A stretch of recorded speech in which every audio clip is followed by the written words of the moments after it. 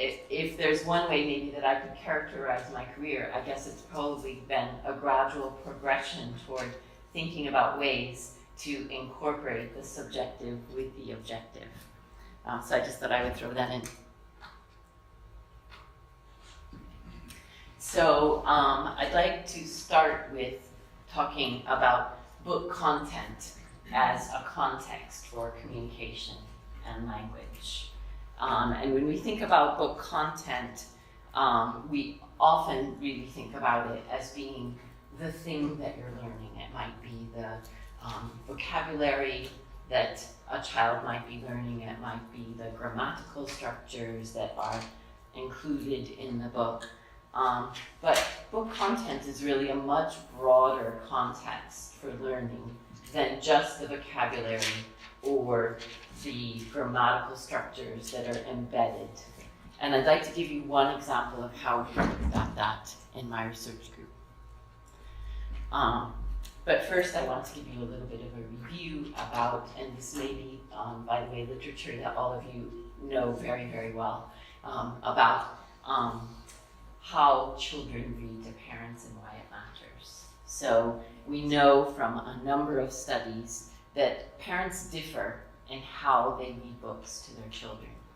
Of course, some of the time, what some parents do is they stick quite literally to the text of the book. They begin with the title page, they turn the page, read the text on the first page, turn the page, read the text on the second page, and so on. Other parents are more talking around the book than they are reading, per se. And those parents may read some of the text, but not read other bits of text. They may read text and then engage the child around the text. When parents talk around the book, they also differ in terms of what their strategies are for engaging the child. And a good example of these strategies comes from a study from Siegel and Gattis, which they talked about as distancing. They talked about distancing as being, for example, parents could do something that was really about identifying, which would be very, very close to the book, or at the other extreme, they could do something that was about inferring, about making some sort of judgment about something that wasn't in the book. A number of researchers have studied these sorts of differences in extra-textual utterances or how parents talk around the book. But by and large, what we can say about all of these different schemes that they've used to describe the ways that parents differ when they read to children is that they largely compare a literal language against an abstract language. There's several different kinds of schemes for defining the specific levels, the specific details, but I want you just to keep that broad difference in mind about literal versus abstract, and that is a process of distancing. The more literal the language, the less distance from the text. The more abstract the extra-textual utterances, the more distance from the text. So the ways that parents read to children influence language and reading outcomes for children. So in other words, it really matters. It's worth paying attention to.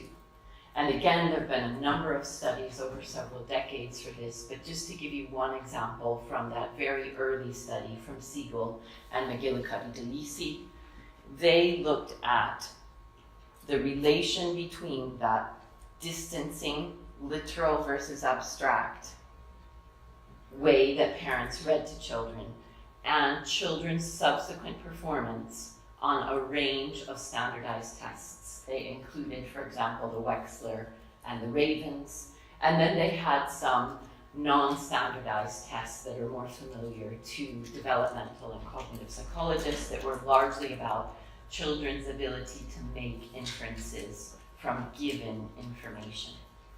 And what they found was at the low end of that literal versus abstract relation. What they found was that parents who talked around the book in literal ways had children who tended to perform lower on these different measures, such as the Wechsler, the Ravens, and non-standardized measures of inferencing. So the relation that they found was kind of at that literal level rather than the abstract level. Other researchers since then have gone on to look at those kinds of relations using other sorts of schemes, and those other researchers have been able to identify the corresponding relation at the abstract end of talking around the book.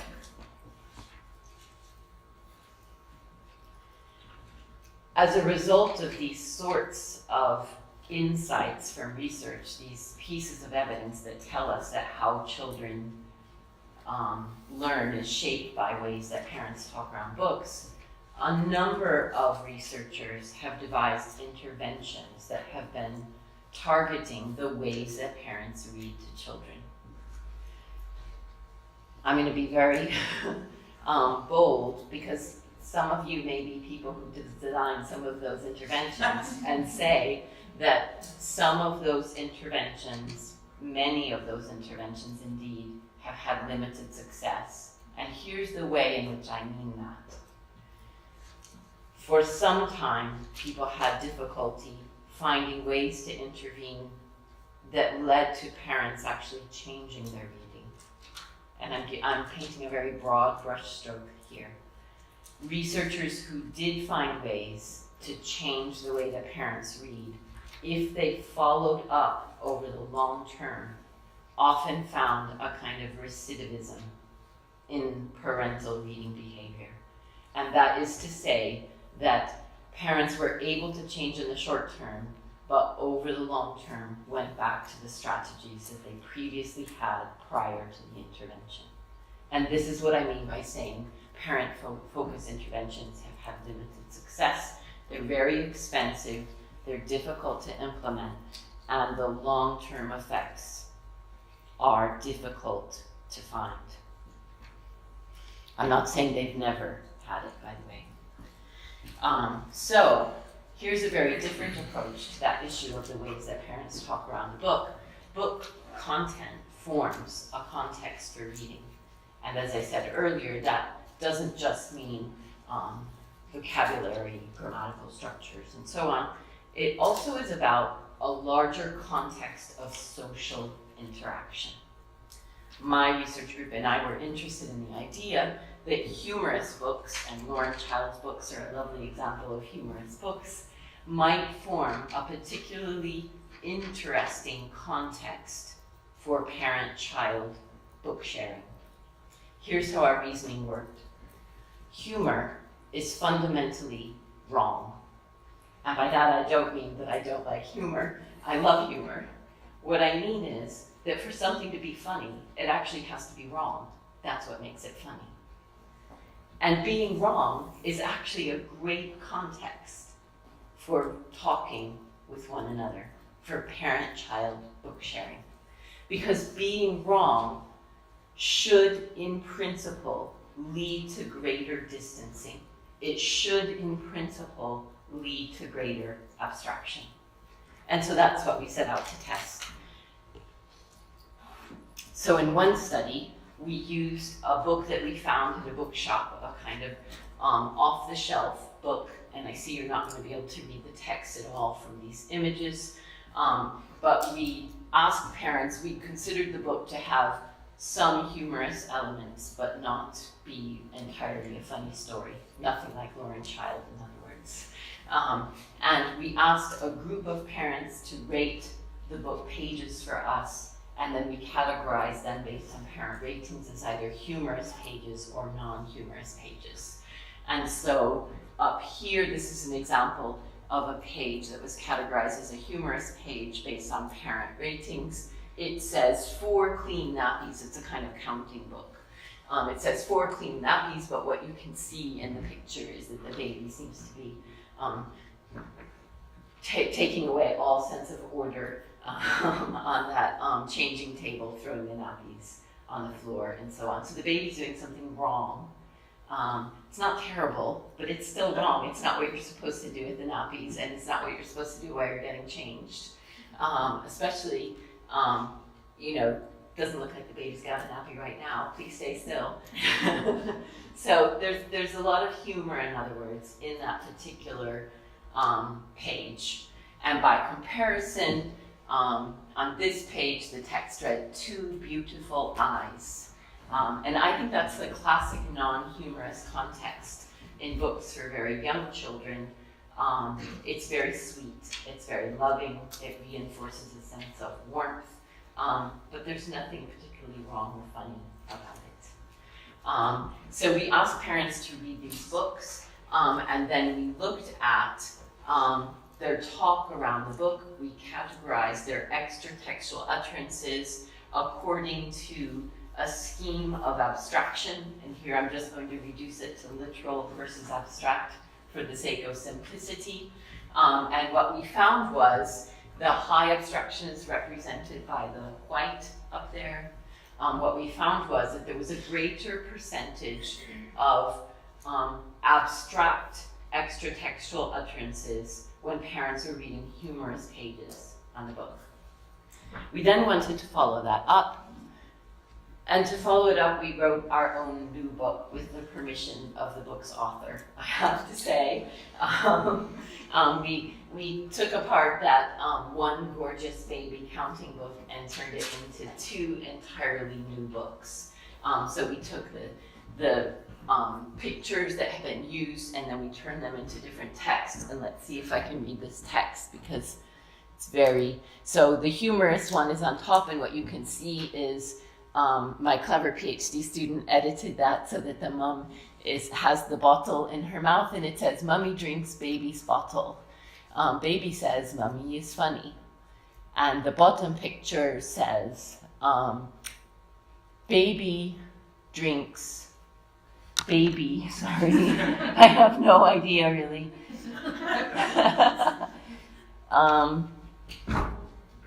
I can't get the middle word, sorry, but it's something like baby likes mummy's cuddle. Baby says, "I love mummy." So we use that contrast between humorous and sweet, that's what I always call that other positive thing, as our contrast in writing these books. And you can imagine, again, we had like other parents rating them to make sure that we were just as funny as we thought we were, and all those kinds of things. And here we looked at a different kind of distancing or abstraction, you could call it. We looked at something that's called disbelief. Disbelief refers to, that's not true, I don't believe that. And that might happen sometimes in arguments, that might happen today. I hope it does, that makes it more exciting. But it actually doesn't happen that much in parent-child conversation, and it's a really useful thing when it does. And what you can see is that we got a whopping effect for distancing language about disbelief when parents read that humorous book. So in other words, humorous book content forms a context for parent-child book sharing that changes parent reading behavior. The first study I told you about was a within subjects design. This was a between subjects design. But in both cases, what we can say is it's the book that changed the behavior. It wasn't a long or expensive intervention, and it's not something that we would expect to see any sort of recidivism with. It seems to be inherent to the book itself. I'm a little bit thrown off by the way the preview, the speaker's version works. So, humorous book content promotes positive forms of book sharing. Now I'd like to switch gears and talk to you about how physical environments are also an important context for children's learning, for communication between parents and children. I'm trying to keep an eye on the time. If you think I'm getting too close, Natalia, wave at me. So, we have so many decades now of studies of parent-child communication. And I can't remember the day when I suddenly thought to myself, why are they all indoors? Because really, we have thousands of studies of parent-child communication that were conducted indoors. And we've learned tremendously valuable things about parent-child communication from those studies. One of my favorite simple ways to sum up what we've learned from them is that quantity matters, but quality matters too. And by that I mean that the amount of talk between parents and children matters. The amount of talk that children hear determines the amount of language they're exposed to. And that's an old nugget that I think we're all familiar with, but more recently, many researchers have presented data to show quality really matters too. And there's many different ways that we can think of quality, but I want you to focus on just one of them right now, and that is that when parents and children communicate, the extent to which they are turn-taking in their conversation is an index of the extent to which children are engaged. And without child engagement, we don't get the same kind of language learning. And I'm referring to many different studies, but in particular, I think we can think of the work of Kathy Hirsch-Pasek and Roberta Golinkov here. So, that idea of why is it that we've studied parent-child communication so extensively indoors was related to a corresponding thought that my collaborator Thea Cameron Faulkner and I had. And that was that there's a tremendous literature now from psychologists showing that natural environments positively influence a range of psychological processes and states. And there's an enormous literature here. I won't try to tell you all of it, but let me just tell you very briefly that most of this literature has used relatively clean experimental designs, aiming for that objective evidence, and looked at outcome measures in terms of attention, working memory, other fundamental aspects of cognitive processing that we know really shape people's capacity and probably influence how well they feel as well. And what those studies have shown is that comparing people's performance either in or after being in a natural environment against usually the contrast case is an indoor built environment. What we see is greater attentional capacity, a greater self-regulation, greater working memory, and more positive mood as well. The kind of index of that also is about lower stress. A few studies have been conducted with children, but for the most part, the studies that have been conducted with children have taken a more descriptive approach. So for example, one study used very clever satellite imaging methodologies in which they looked at the extent to which children were surrounded with green spaces. They looked at a green space index that was calculated based on where the child lived, where the child went to school, and the route in between the two. And so that was the child's green index. And then they looked at outcome measures. They used administrative data for this. So they were looking at performance measures that were about how the child was doing in school. And what they found was that there was a positive correlation between their green index of how green the child's environment was and the child's performance in school. I think that's a very broad description of a great deal of data that we have that shows that there seems to be some kind of relation, but as you can imagine, there's many potential confounders here, and there's been a very small number of studies that have tried to tackle this issue experimentally. So many studies investigating the effects of natural environments have really focused on the individual. The studies that I've just described to you now are really all studies about individuals. And that makes sense, of course, because that's often the unit of study for cognitive psychologists. and environmental psychologists who've been doing these studies. But there are many reasons to think that natural environments might influence social interactions. Weinstein and colleagues proposed that idea of biophilia, that when we're in nature, we identify, we feel one with nature, might actually have a much broader base than we think. Because guess what? You're nature too. So if we're in nature together, it's not just that I'm identifying with trees or streams or babbling brooks. I'm also identifying with you, according to their proposal. But again here, there was no experimental evidence to investigate this possibility.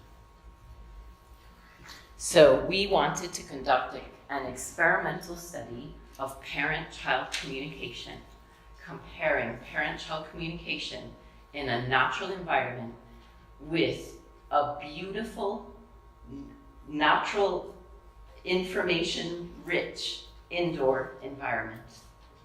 And we chose Butte Park in Cardiff as our site for this. Butte Park is a wonderfully landscaped, very rich biological environment. If you're ever in Cardiff, I would say it's my #1 thing to see when you're in Cardiff. I think it's absolutely amazing.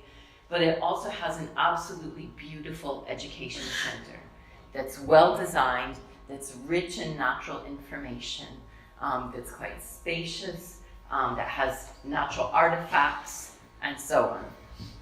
And so that's where we conducted our study in order to try to work out the logistics of this, which you can imagine it took a while to figure out how we could do this logistically at all. We put GoPro cameras on the heads of 3- and 4-year-old children and their parents. This is a within subjects design, so everyone did our study both indoors and outdoors, and they did it in a counterbalanced order, and of course that was included in our subsequent analyses. This gives you a little bit of an idea of what it was like for them to be in the study. So at the beginning of each condition, they were told, we want you to go on a treasure hunt in the park. We'll give you 15 minutes, see what you can find. Or they were told, we want you to go on a treasure hunt in the center. We'll give you 15 minutes, see what you can find. And again, that was in a counterbalanced order. What you can see is it's greener outside. That's not a surprise for you at all. You can also see that the vistas included some of the things that automatically occur to you as differences. So there were spaces, there were relatively long vistas in the education center as well as outdoors. There were spaces that you couldn't see until you came around a corner, for example. There's a lot of natural light because of the lovely architecture and design and so on. There were also different types of natural artifacts. You can see that they're handling here and pointing as well to different types of natural artifacts and information about the natural world. So this is a kind of butterfly identification game. In some ways, you could say the indoor environment was richer, at least in didactic type artifacts. We have different sorts of analyses that we did, but I want to focus really narrowly here on what we call connected communication. Connected communication refers to the extent to which we're able to keep our conversation going. We took our form of analysis for connected communication from Slomkowski and Dunn, and here's 2 examples of the way that it applied. So for example, the parent might say, I can see a dog over there, and the child says, can I climb that tree? We've all had conversations like this, and not only with 3-year-olds. So each one of those counts as a turn of 1 because they are topically not connected. So every time there's a change of topic, in other words, that's the end of the conversational turn taking for that topic, and then we begin our count again. Here's an example of a more successful conversation in terms of connection. What shall we go and look for? Frogs. Frogs, where would we find frogs? In a pool. I don't know if there is a pool. Great kind of conversation, really kind of back and forth flow. Doesn't have to be super educational, by the way, I hope you notice. They got a high score for connection. And then we compared, this is a within subjects design again, just to remind you, the extent to which conversation was connected indoors and outdoors, and we had a very large effect size by which children and parents had more connected conversations outdoors than indoors. We then did a more detailed analysis in which we asked, are both parents and children more responsive outdoors than indoors? To look more specifically, connected communication doesn't tell us specifically if both parents and children are being more responsive. We could have gotten that relation through, for example, just one of them being more responsive outdoors than indoors, but what we saw is that both parents and children are more responsive outdoors than indoors. And I'll just throw in here from another paper that we also looked at more detailed aspects of language, and what we saw was that there was a broader range of nature terms used outdoors compared to indoors, despite what a rich kind of didactic environment that was indoors. And more specifically, I won't try to show it to you, but we particularly found that there was more discussion of the broader habitats and not just focused on animals. Parent-child conversation is often quite focused on the animals and it's about the natural world, but much more discussion of plants outdoors compared to indoors, despite there being a presence of them in the indoor environment. So, what can we conclude from this? We would argue that this is the first experimental evidence that natural environments improve human communication, and more specifically here, parent-child communication. So this is another type of contextual effect on the ways that parents and children talk that from other research we would expect shape the ways that children learn, the ways that children acquire language. So what does this mean for personalization and the context of parent-child communication? Am I telling parents to take their laptop outdoors? I think that would be the wrong, too literal approach. Let's go for the more abstract approach. So I've put together 3 questions about context and personalization that I hope that we'll have a chance to talk about today or in the future. One is, does personalization lead to more literal talk or to more abstract talk? I'm sure this depends in detail on the exact definition or instantiation of personalization. Natalia and I have had many conversations about this, and one of the things that we might consider is that if a child's photo is in a book, that may lead to a great deal of literal talk. Look, that's me. Or look, that's you. Or it could be that having a child's photo in the top establishes that connection and leaves room for the more abstract talk. We don't know yet. I think that's something that we should be investigating about personalization. Second, does personalization lead to more or less distancing? In a way, this is the same as abstract and literal, but I think our study about disbelief shows that in some cases we need to be thinking about distancing as something distinct and very specific. In particular, distancing can often be about a disagreement, a negation, an objection, something like that. And I think we need to be thinking about, does personalization lead to that sort of distancing that forms a basis for parent-child communication that goes beyond the current context? And then third, does the physical context of personalization matter? And by this, I don't just mean is the laptop indoors or outdoors, but rather personalization could take the form of a print book, it could take the form of an electronic book, it could take many different forms. And I think in looking at personalization, it's important that we don't lose track of that broader issue about the instantiation, the physical context of personalization. So I'm going to stop there.